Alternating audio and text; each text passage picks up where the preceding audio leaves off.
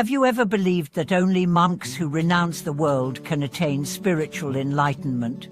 Have you ever felt torn between your daily responsibilities and a longing for spiritual growth? Welcome back to our channel, your sanctuary for mindful reflection and truth-seeking exploration.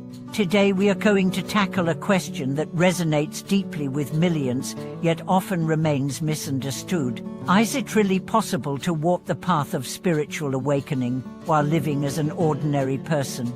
The short answer is yes. You don't need to renounce your family, abandon your work, or retreat to a monastery. True spiritual cultivation is not about escaping life but engaging with it more deeply. Let's delve into the core idea of today's discussion. Real practice is not about where you are, it's about how you live.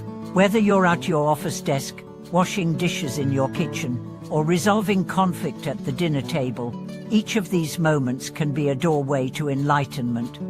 The misconception that spiritual cultivation must occur only in secluded monasteries has discouraged countless individuals from pursuing it in their everyday lives.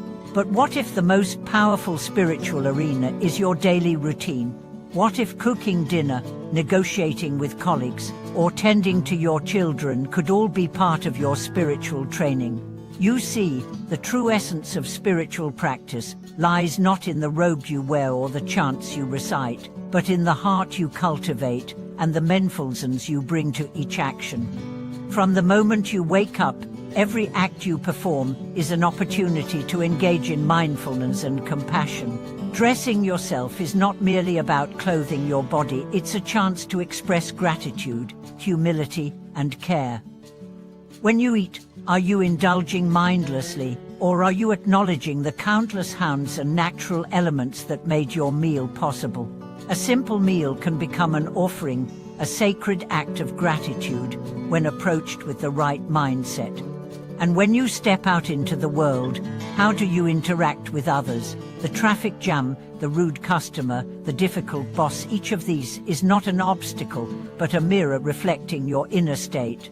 If you greet these moments with patience and understanding, you are not just surviving you are transforming it into a spiritual pilgrimage. Every word you speak reveals your stage of cultivation. Shouting at your child, criticizing your spouse, or gossiping about a co-worker, these are not harmless habits. They shape your mental environment and plant the seeds of future suffering. Conversely, a few seconds of silence, a deep breath, a kind word in a tense moment, these can be more powerful than hours of meditation. Living with others is often the most challenging spiritual test. Being alone, we may maintain peace, but it's amidst misunderstandings, frustration, and emotional clashes that our real progress is tested. Your home, your workplace, your neighborhood, these are your true spiritual grounds. They are your temples. How you interact with your family, how you respond to a child's tantrum, how you manage workplace conflicts, all these define the authenticity of your practice. When you refrain from yelling at your child, not because you fear judgment, but because you choose compassion over ego, you are practicing. When you forgive a spouse who has wronged you, not because you are weak, but because you understand the suffering behind their action, you are progressing. When you maintain composure in front of an unreasonable colleague, you are not losing the battle. You are gaining mastery over your own mind. Some people pride themselves on reading countless sutras or attending numerous retreats. But spiritual maturity is not about accumulation of knowledge, it is about transformation. If after years of study and practice, you are still impatient with your parents, hostile to your children, or cold to your spouse, then your practice remains on the surface. Modern life is fast-paced and filled with distractions, but spiritual growth demands slowness. Speak slowly, walk slowly, think slowly. Slowness fosters awareness, and awareness nurtures depth.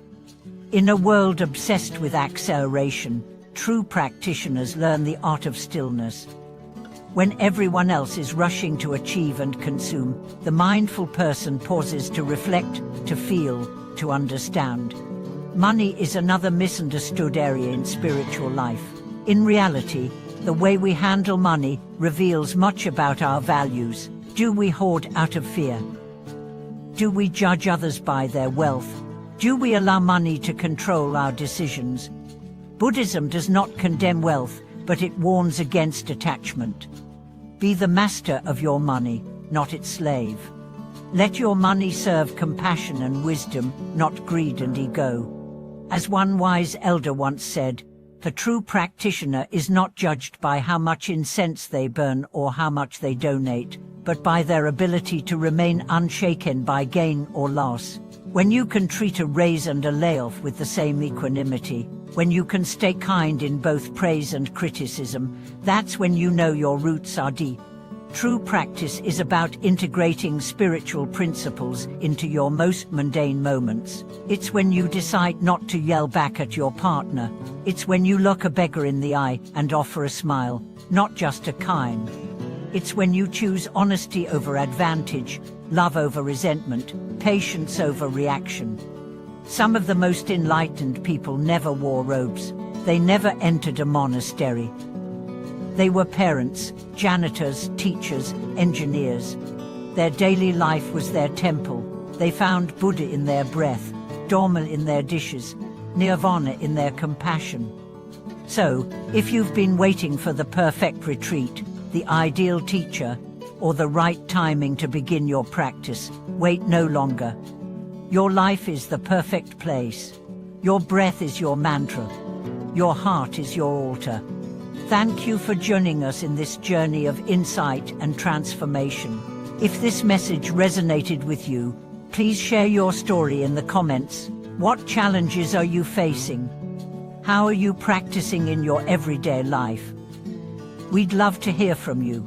Don't forget to like, subscribe, and hit the notification bell so you won't miss our next exploration into mindful living and inner peace. Until next time, keep your heart open and your actions intentional.